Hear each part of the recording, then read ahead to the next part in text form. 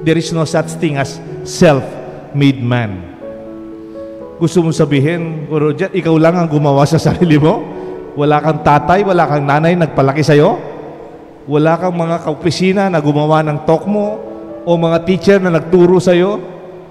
O mga kaopisina mo sa business, tinuruan ka at tinulungan ka para makatayo at maging matagumpay?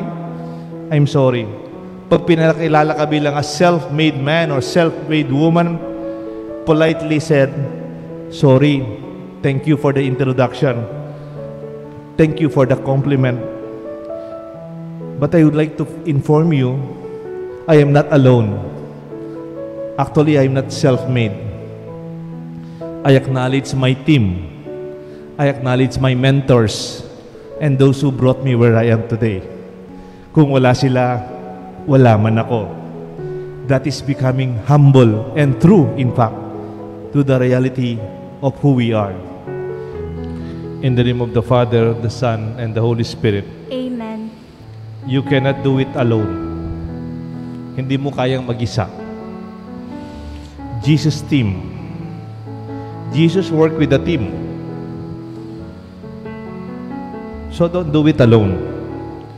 Jesus is a team player.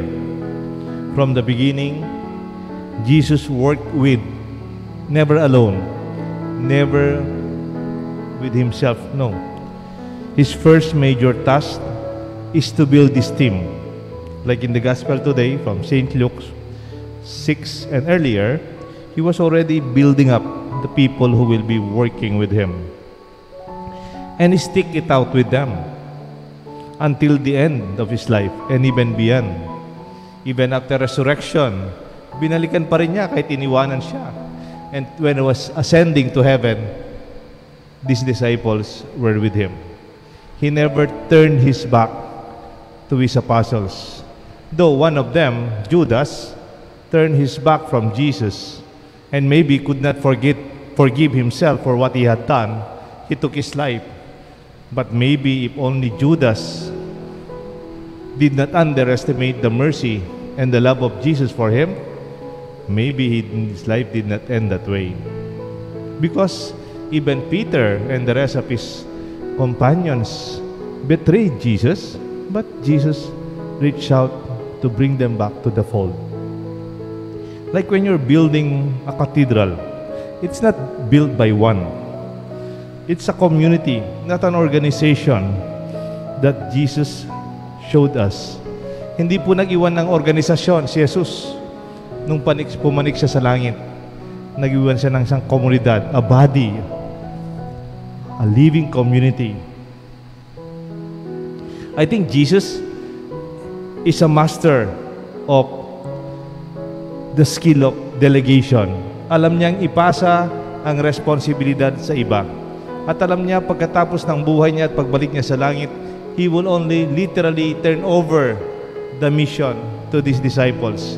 Kahit hindi sila sanay, hindi naman sila talaga magaling sa pananampalataya. Take note, sina Peter, hindi man po sila religious, hindi man po sila taga-simbahan. They were ordinary people, not even one of them. No one is from the temple or from the synagogue. And yet Jesus took time to form them. Sabi nga, He was a master of delegation. Micromanagement actually brings stress. Kung na-stress ka, baka ikaw lang kasi nagtatrabaho. Kaya pagod na pagod ka, baka hindi ka naman nagpapatulong. Good leaders beget good leaders. Good leaders breed good leaders. Kaya nga po, even in Exodus 18:13 to 27, the story of Moses. Moses seemingly single-handedly brought the Israelites from Egypt to the Promised Land. Yun yung feeling niya. Kaya minsan, habang they were on their way to the Promised Land, nadaan sila sa a place where the father-in-law of Moses was staying. If I'm not mistaken, something like Medan. Dumaan sila sa kanyang father-in-law. And the father-in-law is also a learned man. And sabi ng kanyang father-in-law, Moses, I noticed you are very stressed. You are very tired. Nafe-feel niya yung talagang tension sa buhay ni Moses. Siguro kung may kailangan yung BP, yung mataas ang kanyang blood pressure, siguro kanyang hypertension. Hindi lang tension, hyper pa. Kaya tayo kuminsan uminom ng hypertension kasi we have so much stress in our life. Parang sinasabi ng father-in-law ni Moses in Exodus 18:13 to 27, you have to pass on to other people your tasks and responsibilities. Work with a team, work with other people, delegate, teach them to do what you're doing. Maybe they could do it better together. Ako, I suggest also tayo, lalo ng mga kabataan, build your people skills. May repeat, build your people skills. Pwede kang maraming skills sa computer, pwede kang may skills sa writing, o meron kang skills sa iba't ibang kakayahan ng mga nag-aral. Pero one thing is basic, learn to build your people skills. Yung matuto kang makisama sa iba, makisalamuha, and to work with them as a part of a team. It is not about machines. Success is not about technology or funds or even materials to the business. The real capital is the human relationship. It is also a relationship that be kept tight in your capacity to trust one another and respect each other. No one does it alone. Success in your career, kung sakali man, or your business, in your studies, in your life, is about the relationship that you build. Look around you. No one does it alone. Kaya wag mong isipin kaya mo. Hindi totoo yun. Kaya natin. With mutual respect and trust, nothing will be done or accomplished positively without respect. Kaya nga otherwise efforts will be neutralized and polarized. Negative attitudes about the other,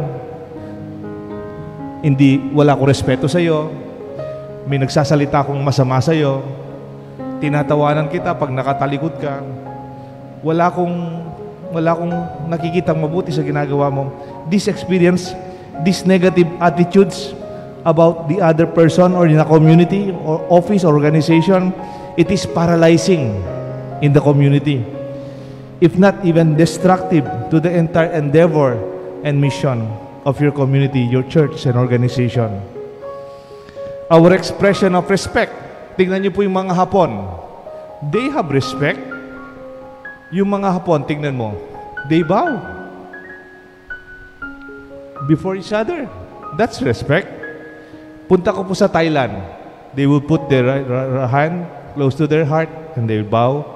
That is respect. Tayong mga Pilipino, simple lang. We kiss the hand of our elders. That is respect. Ang nanay ko, taga Makabebe. Hindi lang sila nagbibless sa mga parents, lolo, lola, o mga tito, tita. Nagbibless sila. Pag wala ring mga tatanda, nagbibless sila sa kanilang panganay. Parang sinasabi, dahil ikaw yung panganay, ikaw yung kapalit ng magulang natin sa respeto naming magkakapatid. They have unity. Kahit wala nang matatanda, yung panganay takes the role to bring the family together. Take note, hindi porke pamilya may teamwork. Hindi po porke pamilya you can live together. Sometimes it's even worse. Kaya nga, with mutual respect and trust, then you can work together in a positive way. Minsan, meron akong kamag-anak galing sa States yata. Umuwi ako, it's before Christmas. Umuwi ako, may kamag-anak kaming galing sa abroad. Matagal na siguro sa abroad. Siyempre, kahit pari po ako, nagbe-bless pa rin po ako sa mga matatanda. Itong kamag-anak namin sa abroad, galing sa America, US of Hey. nagbi-bless ako. Sabi, no. Huwag kang mag-bless sa akin. Huwag kang mag-bless sa akin. Walang ganyan sa Amerika. Huwag kang mag-bless sa akin. Walang ganyan sa Amerika. Sabi ko, hindi na lang po ako nag-bless. Pero alam niyo po, that's more than 20 years ago. Hanggang ngayon, naalala ko pa. Pero hindi po ako sumagot out of respect. Pero sabi ko lang sa loob ko, wala ka naman sa Amerika. Bakit? Is the American way of life the standard way of life of being a family? I'm sorry. We have better ways of being a family. Our sense of respect, when we bow our heads and kiss the hands, it's really learning to work together. You may not be doing it in an organization. Hindi ka naman nagbi-bless sa mga kaopisina mo. Pero you can also express this respect. When you listen to them, you consider their perspective, and you can stand by them. And these are expressions that we need to do. Jesus respected His disciples.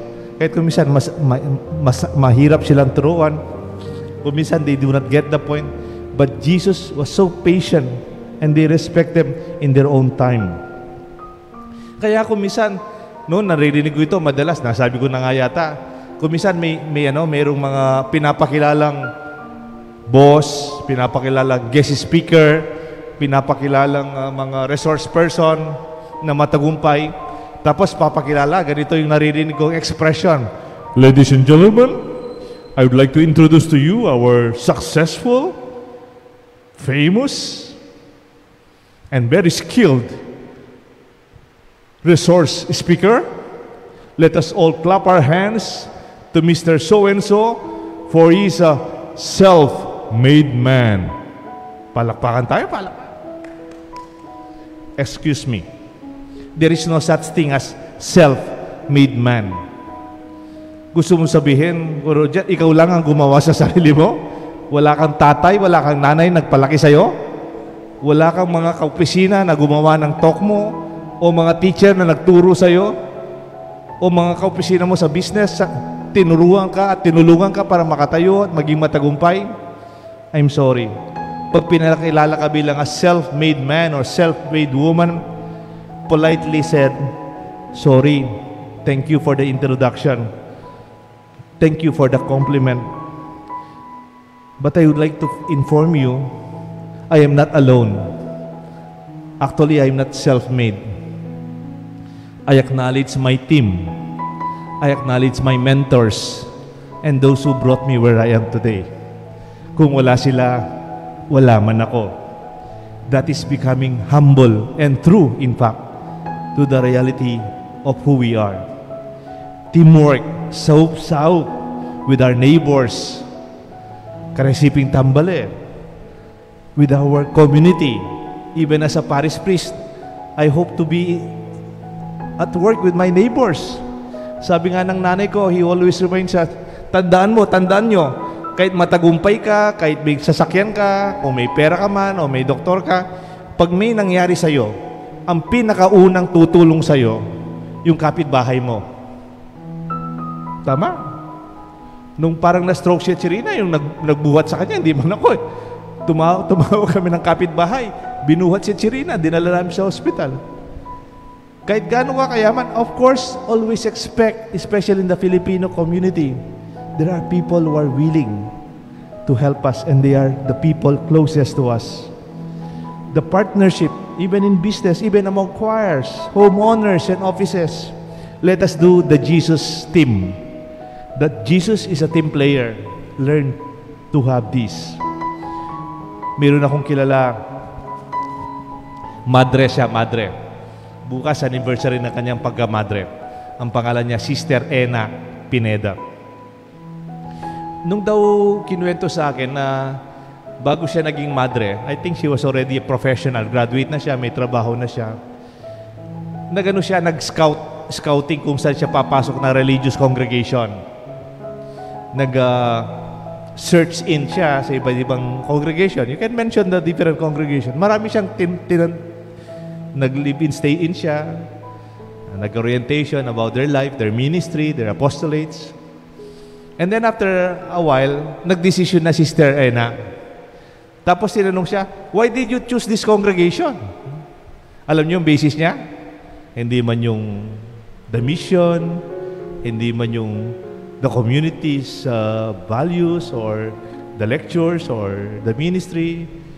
Sabi niya, she chose a congregation where there was a strong sound of laughter in the dining hall.